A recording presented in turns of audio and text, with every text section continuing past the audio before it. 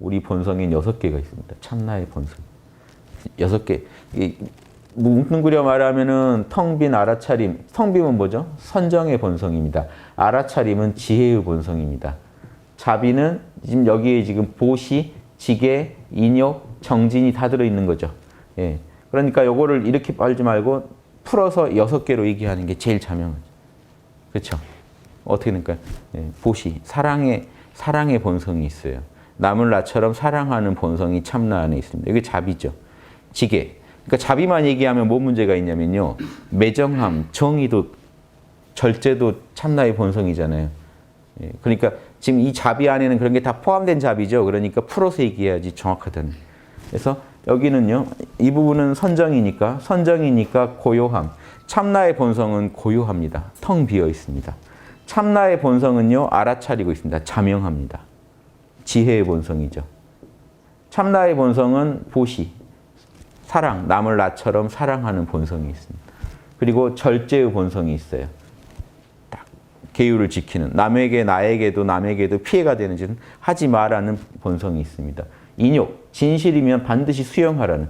그래서 이 인욕만 닦아도 여러분 마음이 편해집니다. 진실인데 수용 못하는 경우가 많아요. 즉 어떤 걸 수용해야 되냐? 통제 불가능한 거예요. 내가 어쩔 수 없는 거는 빨리 받아들이셔야 돼요. 내가 바꿀 수 있는 데는 빨리 바꿔야 된다는 걸 수용하셔야 되고요. 받아들일 수밖에 없는 부분에 대해서는 통제할 수 없는 부분, 이미 저질러지는 일에 대해서는 빨리 수용하시고 오케이 하시는 분이, 배웠어 하시는 분이 정신건강 챙기시고 상황을 긍정적으로 바꿀 수 있습니다. 어제 그러니까 페북에 보니까 어디 커피숍인데 가게 주인이 긍정의 달인으로 임명합니다. 이분을 해서 떴던데 누가 그 CCTV가 그 페북에 걸려 있더라고요. 밤에 누가 들어와서 그 금고를 털고 가더만요. 한 200 털고 갔나 봐요. 근데 이분이 무한 긍정의 달인이라는 게 오케이 하시더니 뭐 커피 무료로 쏜다 아메리카노 하면서 오히려 더 세게 나가셔가지고 잡혀도 내가 선처해 주겠다 막 알리고, 본인도 아무튼 나름의 이 마음 관리 방법이지 않았을까요? 그래서 손님들이 아주 또 많이 찾아줬나 봐요. 뭐 이렇게 해서 극복하신 사례라면서 당신을 긍정의 달인으로 인정합니다 하는데, 인욕이라는 게 긍정의 달인이에요. 오케이예요. 오케이. 딱 생각해봐서 요거 내가 어쩔 수 없는 건 빨리 오케이. 사람 마음은 안 그렇잖아요.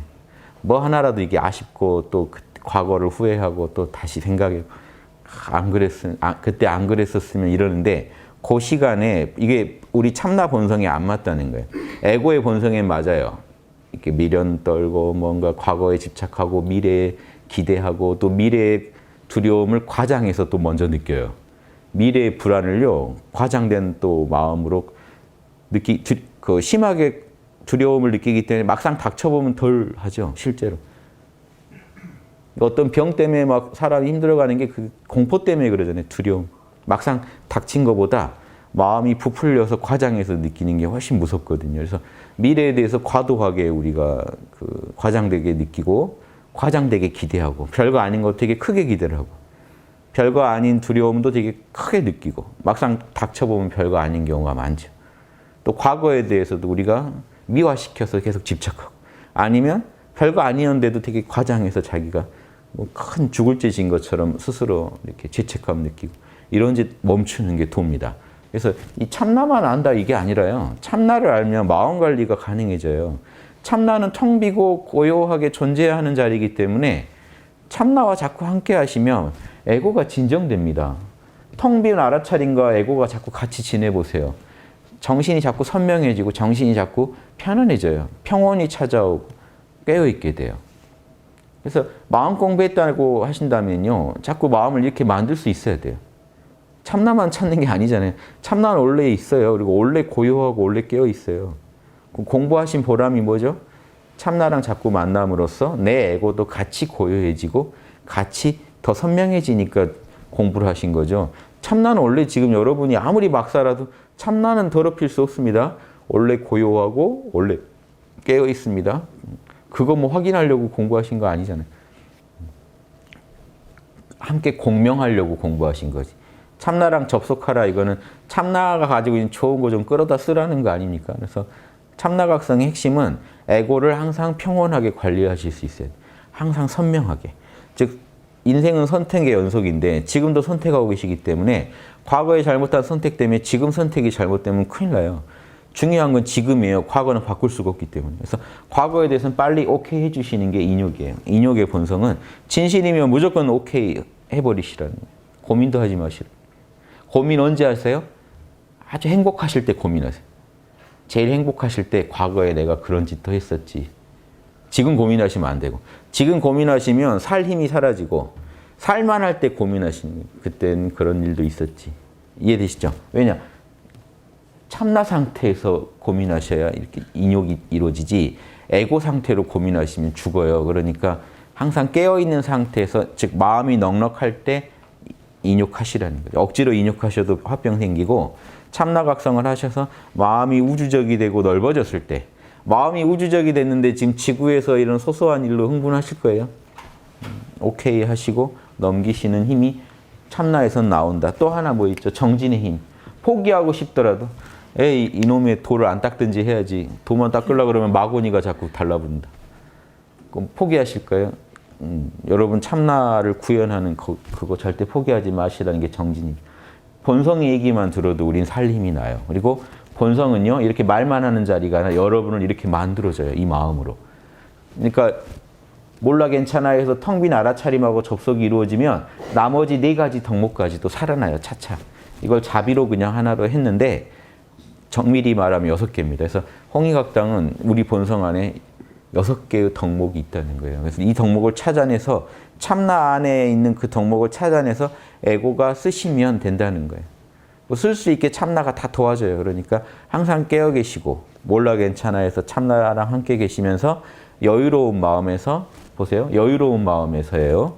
깨어있는 마음. 에고도 차가운 에고가 아니라 참나의 불 때문에 따뜻해진 에고 상태에서 좀 이제 여유롭죠.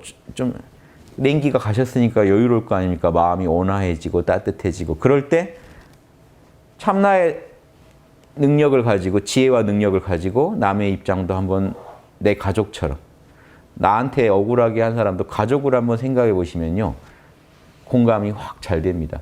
무조건 넘어가시고 용서하시라는 게 아니에요. 제 말은 그냥 공감을 먼저 해보자는 거죠. 저 중생이 어떻게 저기까지 갔는지를 알려면 내 가족이라고 생각하는 게 제일 실전 팁입니다. 뭐 동성애 한다. 어우, 뭐 인간이 그러고 살아? 근데 아들이 어느 날 동성애자라고 고백한다. 이런 걸 가정해 보는 거죠. 그럼 나는 어떻게 대할까? 그러면 그렇게 바로 비방만 못 하실걸요? 뭔가 또 남들이 비방하면 오히려 막아주시겠죠. 이 아이는 이 아이대로 뭔 사정이 있다. 이런 말 변명까지 해주시겠죠. 그거 생각해 보면요. 왜냐하면 이것까지 다 하고 우리가 지적을 하더라도 얘기를 해야 돼요. 공감을 해보고 우리가 남한테 얘기해야 그 지적이 먹힙니다. 안 그런 지적은요. 남이 들을 때 내 처지를 하나도 모르는 지적이기 때문에 의미가 없어요. 여러분이 남한테 하는 지적이 의미가 있으려면 그 사람 마음을 다 공감해보고 권해주는 조언이라야 먹힙니다. 안 그러면 그냥 지적질로 끝나요. 상대방이 전혀 받아들일 수가 없기 때문에. 문외한이 와서 여러분 하는 일에 지적하면 받아들이시겠어요? 요리의 달인한테 문외한이 TV에 보니까 그렇게 안 하던데 이런 얘기는 의미가 없죠. 너나 그렇게 해라 하고 그냥 하겠죠. 그러니까 사정을 정확히 알고 계시네. 지금 어떤 기술을 어떻게 구사하고 계시네요. 이건 어려운 건데 이렇게 하면서 조언하면 뭘 좀 아는 사람이 뭐라고 하면 귀를 더 기울이겠죠. 그래서 남의 사정도요, 이렇게 연구를 해야 됩니다. 내 가족이라고 하고. 그러니까 지금 나는 혼자 살아서, 가족도 없고 혼자 살아서 양심 분석할 일이 없어 이러신 분들은 TV 켜놓고 보세요. 거기 나온 사람들을 다 내 가족이라고 생각하고 한 번씩 분석해 보세요. 병원 가서 아파하는 가족 나오죠. 좀 있으면 또 뭐 좀 또 성공했다는 가족 나오죠. 그러면 또 무슨 어떤 힘든 처지에 있는 드라마 주인공 나오죠. 내 가족이라 보고 저런 사람 이런 중생 공부라고 생각하시고 하세요. TV 시청을 꼭 하세요.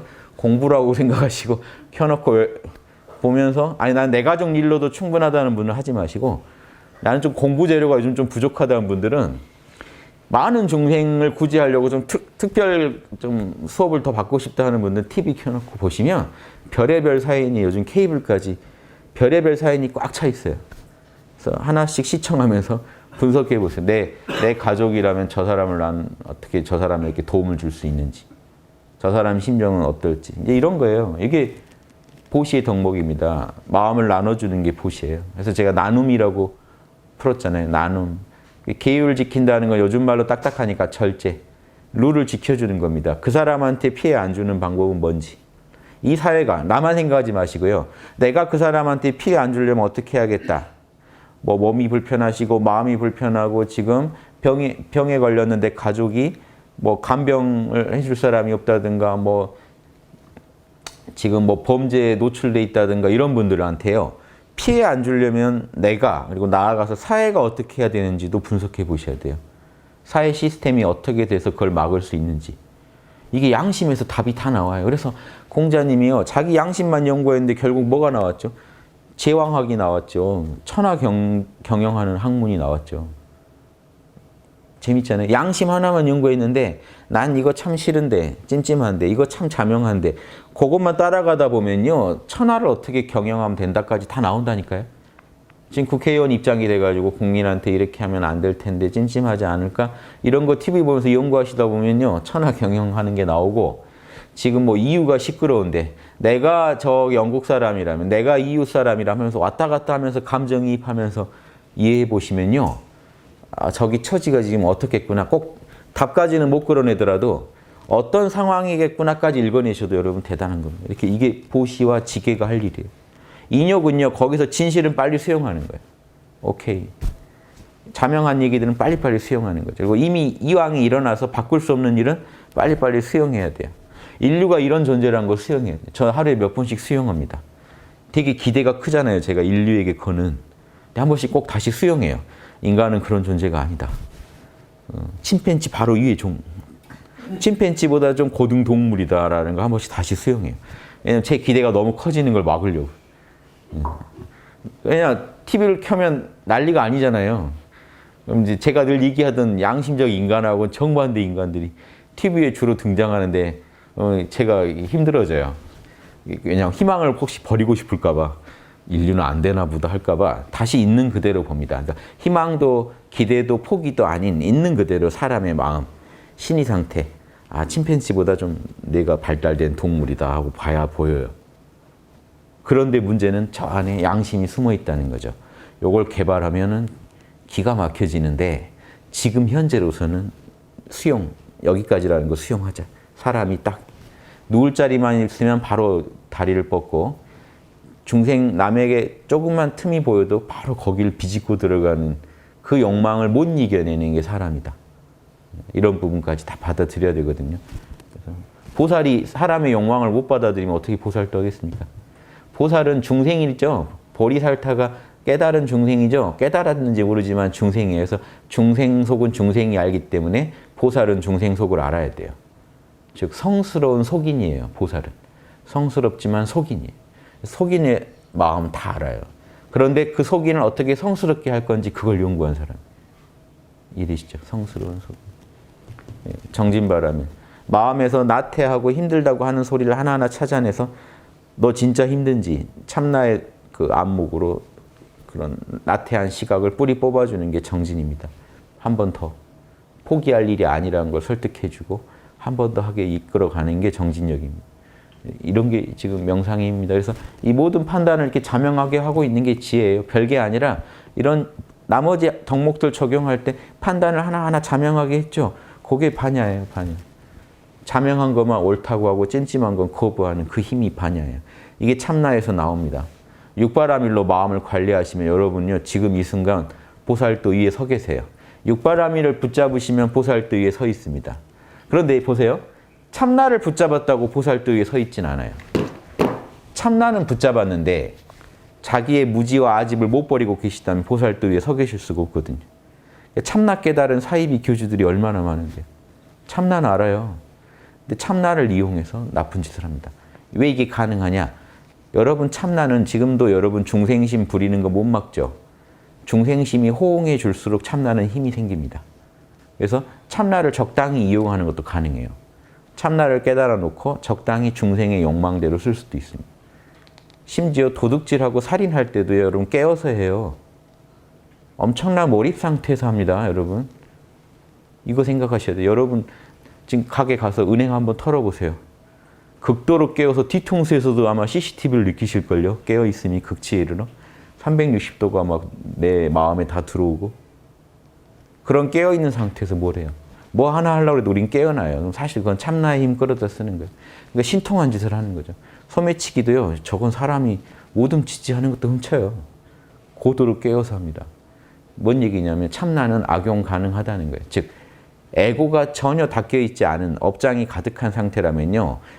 그 참나에 대한 깨침이 오히려 악용될 수도 있다는 걸 말씀드립니다. 그래서 조심스러운 거고 그래서 예전에 어른들이 그 사람이 아니면 전하지 말라고 뭐죠? 그 사람이 아니면 뭐라 그러죠? 잊어버렸네. 그 말 있어요. 비인부전 그러죠. 그 사람 아니면 그 사람인지 아닌지 어떻게 하는지 아세요? 사단 없으면 주지 말라는 거예요. 그걸 못 수용할 거면 그러니까 능력이 딸려서 수용이 안 되는 것도 말하는 거지만 영성이 부족해서요. 인간 안 됐으면 주지 말라는 거예요. 거기에 악용되기 때문에. 그래서 많은 무협 영화가 그거 아니니까 그 못된 제자한테 기술이 갔을 때 사부 죽이고 다 제자들 그 문파를 다 망가뜨리고 자기가 또 새 문파 세우고 제일 경계하는 게요. 사람 아닌 사람한테 기술 전해줄까 봐 제일 경계합니다. 옛날에. 무술하는 사람도 그렇고 도인도 그래요. 이걸 가지고 악용해서 사이비교 열어서 사람들한테 혹세무민 할까 봐. 남들보다 뭐 하나 더 알면요. 사람은요. 에고에 못된 게 침팬지보다 좀 위라는 그 부분에서 말하면 남보다 기술 하나, 정보 하나만 더 알아도 그걸로 남 위에 서려는 게 사람입니다. 남 착취하려는 게 사람입니다. 그거 안 하는 사람 찾아내는 게 어려워요. 그래서 보살이라는 건 어렵지 않아요. 남보다 더 알고 더 잘하더라도 남 걱정하고 남 가르쳐주는 거 생각하는 사람. 잘 가르쳐줄 그 연구하지 거기 가서 의시되고 착취하려고 안 하는 사람이 보살이에요. 그러니까 간단하게 약육강식이 소시오패스고 약하다고 강자가 착취해 먹으면 소시오패스고 내가 강자일지라도 약자 배려하고 약자가 강자되게 도와주면 보살입니다. 근데 그게 쉽지 않겠죠. 에고 마음에 내가 강자 어떻게 해서 강자가 됐는데 약자들을 내 처지로 올려줘요. 그랬다가 이쪽이 또 뒤통수 칠 텐데요. 그러니까 에고 마음엔 이게 안 되게 돼 있어요. 실제로. 약육강식 그거 하면 안 되지 누가 몰라요. 그런데 왜 다 하고 있을까요? 에고가 역지사지해 보면 분명히 뒤통수 칠 것 같아요. 저 사람한테 요리 기술을 가르쳐주면 분명히 우리 집 앞에 가게를 낼 것 같단 말이에요. 어떻게 가르쳐줘요? 못 믿겠죠. 그러니까 내 가족밖에 못 믿겠다 하고 또 내 가족한테 올인했다가 가족끼리 싸우고. 가족이 또 이제 뭐 가족 간에 지금 롯데 이런 데 난리 아니죠. 이 무섭지 않습니까? 그래서 다른 에고를 못 믿겠으니까 점점 약육강식으로 가요. 그러니까 답은 뭘까요? 온 국민이 양심 노트 끼고 다니는 수밖에 없어요. 나 양심 지킨다는 걸요. 다른 사람한테 빨리빨리 확인시켜주고 그럼 어떨까요? 차 사고 났어요, 여러분. 앞차 사람 차 뒤에 양심 노트가 보여요. 양심 스티커라도 보여요. 양심이 답이다.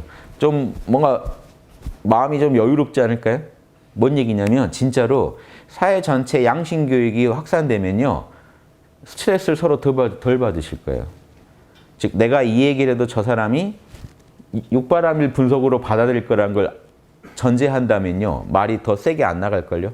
가족한테도 말이 왜 세게 나갑니까? 못 알아먹을까 봐요. 못 알아쳐먹을까 봐 세게 하는 거예요. 내가 이렇게라도 얘기 안 하면 들은 신용도 안 할까 봐. 그리고 또 그 짓을 계속 할까 봐. 즉 뭐냐면 공포 때문에 그래요. 같이 살아야 되는데 앞으로 계속 이 짓을 나한테 하면 나는 못 사는데 그럼 내가 세게 엄포를 안 놓으면 저쪽이 안 받아들여질 거 아닙니까? 당연한 거예요. 에고끼리는. 그런데 상대방이 보니까 방에서 양심 노트를 쓰고 있다는 게 발견되면 좀 덜 하겠죠. 근데 잘 쓴다는 가정 하에인데 엉망으로 쓰고 있을 수도 있잖아요. 나한테 함부로 해놓고 가서 봤더니 자명하니까 예. 상대방 입장 배려했나요? 120%. 막 이렇게 써놓으면 더 짜증날 수는 있죠. 그러니까 요거 말고 서로 어느 정도 쓰고 있다는 게 전제되면 이 사회가 완전히 맛이 달라집니다. 말을 세게 할 필요가 없어져요. 정보만 주면 돼요, 나중에. 당신이 오늘 한 거 나 오늘 좀 속상했어만 하면 저 사람 노트에 바로 상대방이 속상했다고 함. 이후 조치 어떻게 할 것. 딱 처방까지 내려놨을 거 아닙니까? 이거랑 완전히 다르죠. 그러니까 상대방이 양심하는지 안 하는지가요. 지금 서로 탐색하고 있는 제일 중요한 부분이에요. 사람들 처음 만났을 때도 근데 이제 사회비교 그 단체 가서도 보면 이게 잘 안 보이니까 그런데 우리가 또 힘든 일 당하시고 그런 거잖아요. 그래서 그걸 서로 사회 문화 전체가 도와야 돼요. 개인만 해결할 수 있는 게 아니고 사회 전체가 안 그런 사람이 쉽게 눈에 띄는 소시오패스가 쉽게 눈에 띄는 문화로 만들려면요. 어렵지 않습니다. 유치원 때부터 이 육바라밀의 기본 양심의 6가지 덕목을 계속 가르치는 거예요. 그러면 뭔 일 하나 하려고 해도 6개 항목이 한 번 쑥 지나가게. 그러다 보면요. 6개 항목을 어긴 사람들이 쉽게 발각돼요. 예전에 그 풀장에 뭐 오줌 누면 주변이 빨갛게 된다고 하듯이 누군가 하나가 양심을 안 하면요. 양심 안 하면 그 주변까지 빨갛게 보일 정도로 적색경보가 바로 뜰 정도로 눈에 선명하게 뜨는 문화도 만들 수 있어요. 이게 가능하니까 인간은 포기를 못 하는구나. 성인들이 계속 나오는 이유가 뭐겠어요? 침팬지보다 좀 나은 것 같은데 기대가 되게 또 기대를 주는 존재란 말이에요. 하면 잘하면 끝내주게 할 수도 있는. 근데 그냥 두면 침팬지보다 좀 나은 정도. 그래서 어떻게 보면 더 영악하고 더 악질이 될 수 있는, 최악이 될 수도 있는 존재.